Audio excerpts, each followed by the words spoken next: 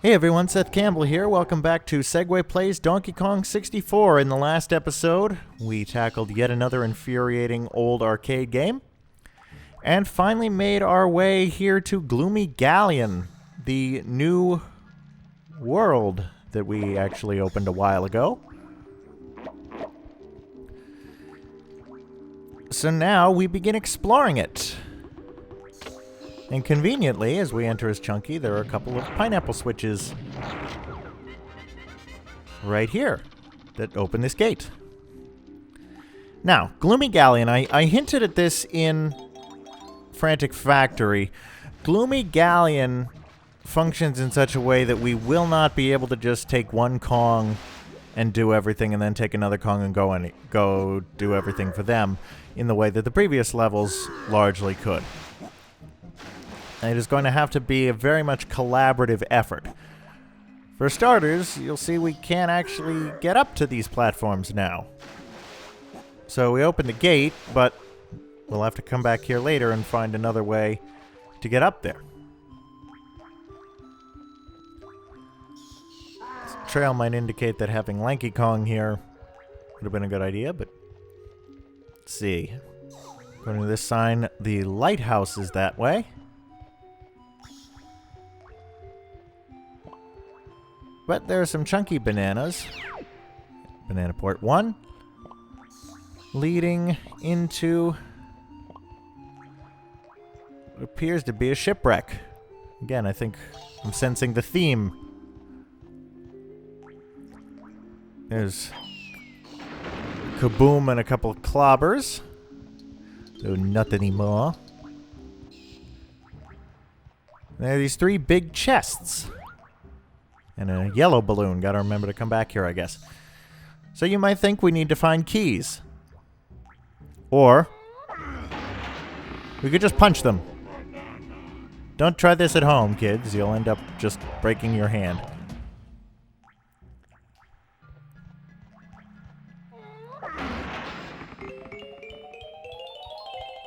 Headphones, let's see what's in here. Oh, Banana Fairy.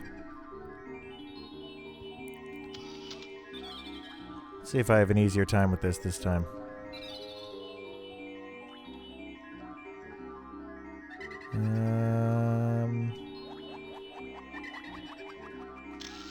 Yep, there we go.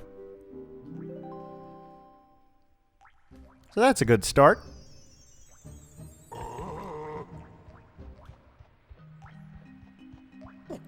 He came back quickly. Don't know why he came back more quickly than the other two, but...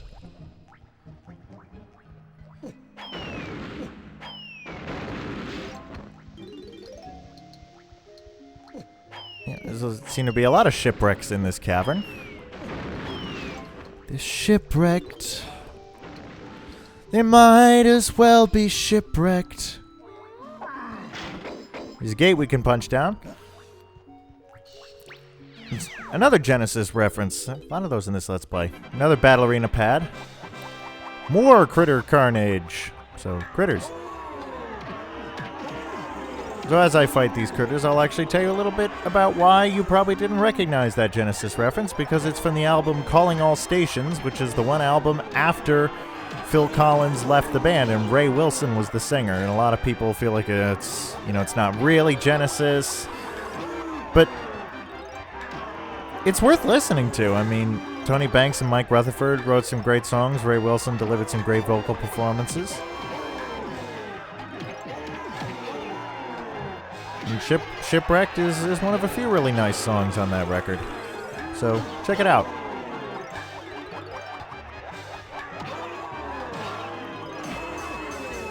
There we go. We have another battle crown.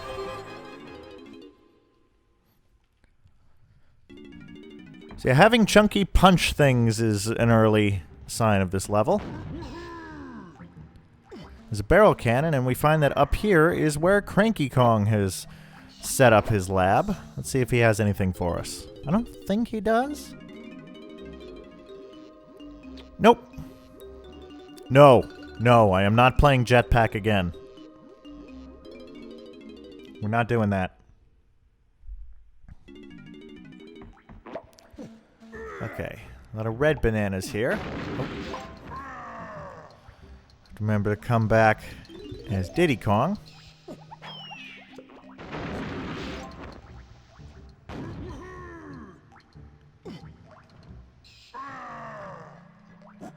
Let's see if we go up on this half of the ship, which I don't know, it seems like the ship kind of split in half. Have it back there in the front over there where Cranky is, which is kind of odd. So there's this... Oh, crud. Yeah, the platforming intensity is also gonna step up a little bit.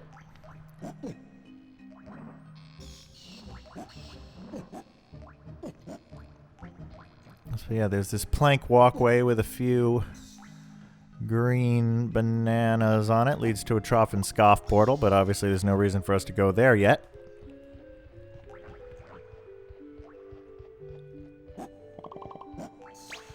There's, however, a banana port pad that I missed on the way in, so that's good to know. Now, there's an arrow to the lighthouse, and there's purple bananas leading the way here, but I'm trying to remember... Yeah, and that's why I didn't just switch to Tiny, because there's a coconut switch. Or probably two of them.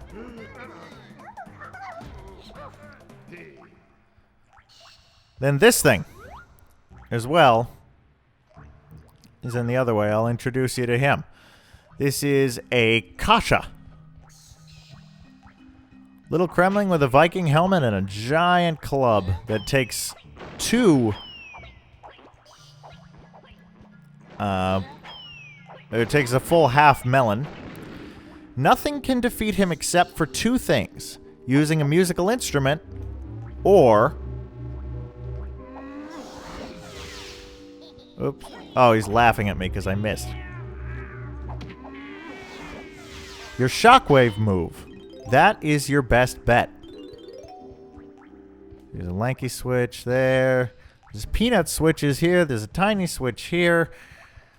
As you can see, this level is, you know, it's going to require a lot of back and forth.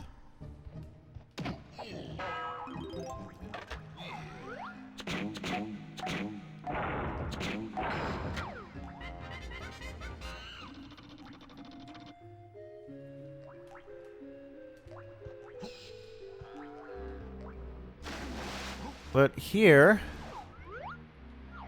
up there is this lighthouse that the sign indicated, but we can't reach it just yet because the water level's too low. See if there's anything else around here.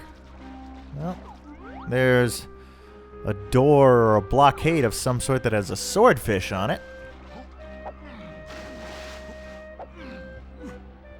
There's a red-haired Kasplat, and a triangle pad, and a purple balloon, which means 3 separate Kongs are going to have to come back to this little alcove, and none of them are the one we're currently playing as. There's another alcove over here. And that's where Snide has set up his headquarters, but we can't reach that either. It's almost as if the water level is too low for a whole bunch of different things. Wouldn't it be nice if there was some sort of switch that we could... Well, would you look at that? Yes, that is going to be another gimmick of this area. We are going to have to raise the water level for some things and lower it for some other things. And this is the only place you can do that, is here on the rock spire underneath the lighthouse. So, as you might get a sense, the banana port pads are going to end up coming in really handy. Because we're going to need to be able to get around to places that we can't ordinarily get to. For example, now that the Banana Port 1 pad is activated, we'll be able to get up to the lighthouse platform from the caverns when the water level is lowered. Now, a few things to do here. There's a Donkey Kong switch and a Donkey Kong pad. Well, we know what this does. But if we look over there, there's a seal in a cage. Let's see if we can do anything for him by launching ourselves through the sky. Kind of spoiled this, I guess, but...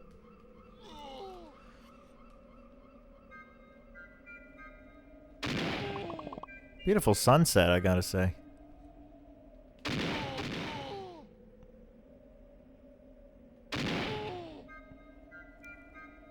Let's see, which way is it? I don't actually remember. So you got a couple of branching paths here. And I hope I don't miss any yellow banana. Well, I guess not, because that one sent me back around.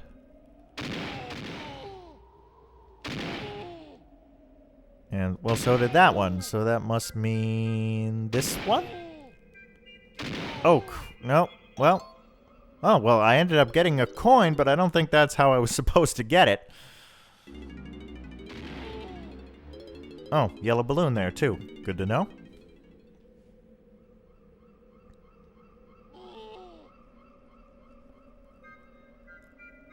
And I don't think I've talked specifically about this yet, but you'll notice that in all of these Barrel Blast courses, Grant Kirkhope has again repurposed each given world's melody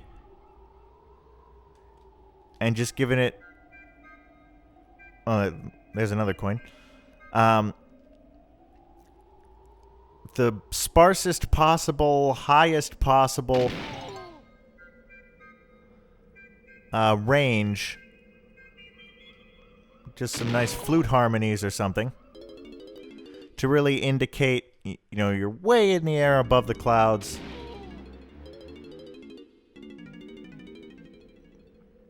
And again, I think that speaks to the versatility of the melodies that Kirkhope writes, because he can... Each world basically has one melody, and it gets repurposed in a whole bunch of different ways that all feel fitting. It doesn't feel forced. And there aren't all that many games that can do that. There are a few, and there are a few other composers. But Grant Kirkhope is spectacular. Okay, I know there were...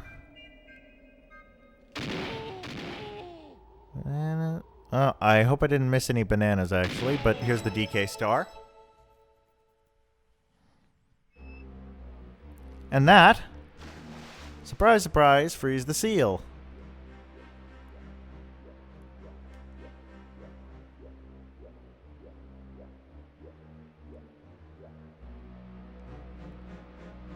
And somehow, he's popped up somewhere else. I'm just gonna make sure I didn't miss any bananas. If I didn't, I'll meet you back here. Didn't miss anything, just a decoy. DK decoy. Anyway, here's a Donkey Kong switch.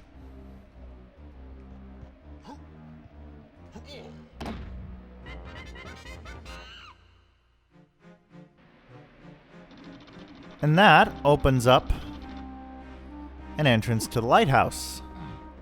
Come back for that yellow balloon in a bit.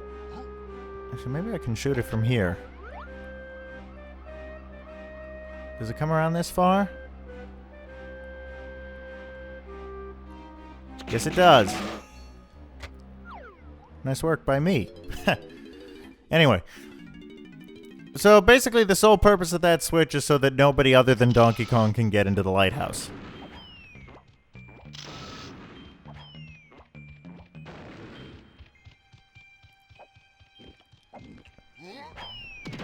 It's funny, for some reason, I always associate this exact part of this game, there's a DK pad, with the place I think I've mentioned, I'm trying trying to remember if I have mentioned this place called Birch Lane. Oh, of course I've mentioned Birch Lane, because it's the resort place that my aunt had a partial ownership stake in, where I first discovered Donkey Kong and N64, long before we had one of our own. There was a period of time... Well, that was fast. There was a period of time...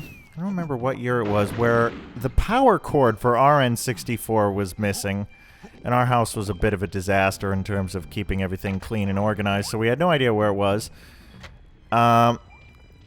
So we basically couldn't play it on ours. So we ended up staying at Birch Lane for a while for some reason, just visiting family. And since we hadn't been able to play the N64 of our own for a while, we played the one there. And of course they still had Donkey Kong, and this was the part of the game that file had reached. So I always, when I play this area, I think of... I guess I'll have to go a little higher. Or maybe lower. But I always think of that time. So, this is simple platforming up the side of the center of the lighthouse. Yeah, I guess I have to hit that balloon from the ground. But some of the platforms slide in and out. And as far as I can tell, the only practical reason for that is to make life miserable for anybody who has to get to the top of this thing.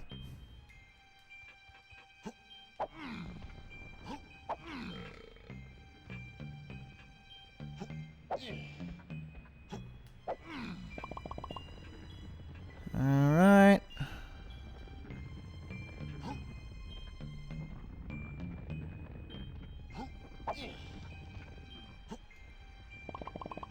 Careful.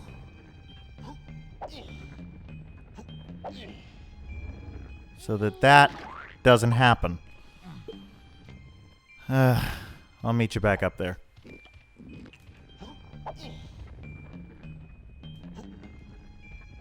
The trouble, as you can see, is the platforms don't always sync up, so you gotta be careful. And try not to fall off here as we pull this lever.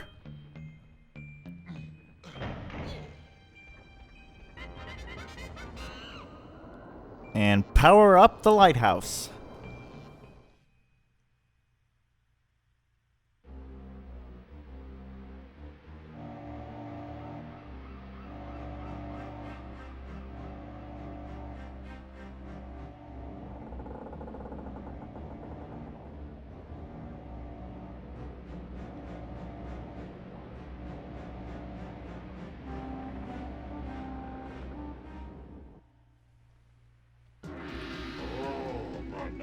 And it would seem that powering up the lighthouse has invited a ship with K. Rool's face on the sail to enter this little cove. I hope we don't regret that one.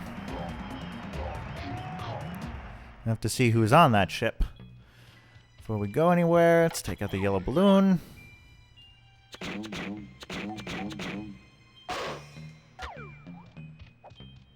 Make sure there is another one, because sometimes that would be something they would do, but nope.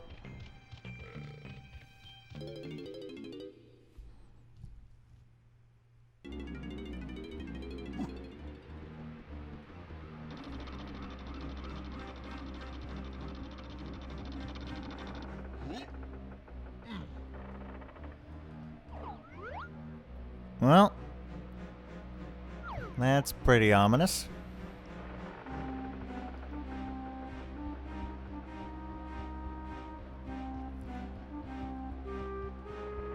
I think we've done a fair bit of exploring in this episode. So I think we'll call it here, and in the next episode we will continue to investigate this aptly named Gloomy Galleon.